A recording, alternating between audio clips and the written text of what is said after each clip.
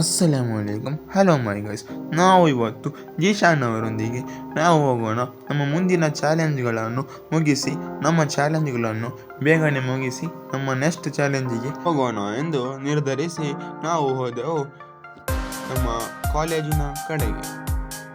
ನಮ್ಮ ಪಯಣ ತಲುಪಿತು ಕಾಲೇಜಿನ ಕಡೆಗೆ ಬಂದಾದ ಮೇಲೆ ನಾವು ನಮ್ಮ ಗಾಡಿಯನ್ನು ನಿಲ್ಲಿಸಲು ಹೋದೆವು. ನಂತರ ಸ್ಪೆಲ್ಲಿಂಗನ್ನು ಹುಡುಕುತ್ತಾ ನೂಡಲ್ಸನ್ನು ತಿಂದ ಮೇಲೆ ಪಿಯಿಂದ ಪಾನಿಪುರಿಯನ್ನು ತಿಂದು ನಾವು ಸೀದಾ ಓಯಿಂದ ಆರೆಂಜ್ ಜ್ಯೂಸನ್ನು ಹುಡುಕುತ್ತಾ ಹೋದೆವು. ಹೀಗೆ ಹೋಗುವಾಗ ಆ ಕಡೆ ಹೋಗುವುದಾ ಈ ಕಡೆ ಹೋಗುವುದಾ ಎಂದು ಕನ್ಫ್ಯೂಸ್ ಆದ ನಾನು ಈಶಾನೊಂದಿಗೆ ಕೇಳಿ ಸೀದಾ ನಮ್ಮ ಬದ್ರಿಯಾದ ಕಡೆಗೆ ನಾನು ಹೋದೆ. ಅಲ್ಲಿಂದ ಆರೆಂಜ್ ಜ್ಯೂಸನ್ನು ಇತರ ಅಂಗಡಿಗಳಲ್ಲಿ ಕೇಳುತ್ತಾ ಹುಡುಕುತ್ತಾ ನಾನು ಅವನೊಂದಿಗೆ ವಿಡಿಯೋವನ್ನು ತೆಗೆಯಲು ಹೇಳುತ್ತಾ ಹೀಗೆ ಮುಂದೂಡಿದೆ.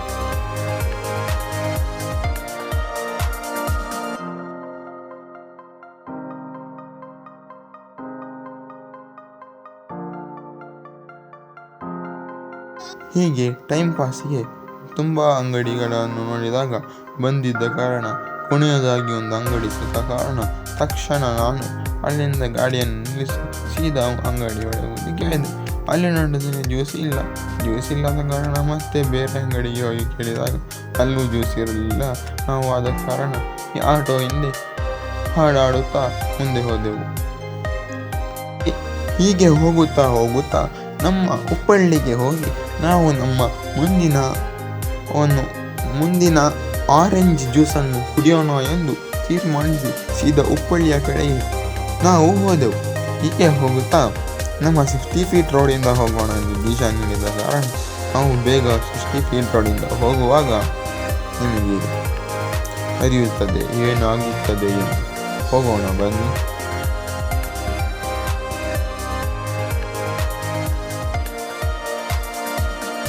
ಇಲ್ಲಿ ನೋಡಿದರೆ ಕೆಸರು. ಈ ಕೆಸರಿನಲ್ಲಿ ಹೇಗಾದರೂ ಮಾಡಿ ಹೋಗಬೇಕೆಂದು ನಾವು ತೀರ್ಮಾನಿಸಿದೆವು.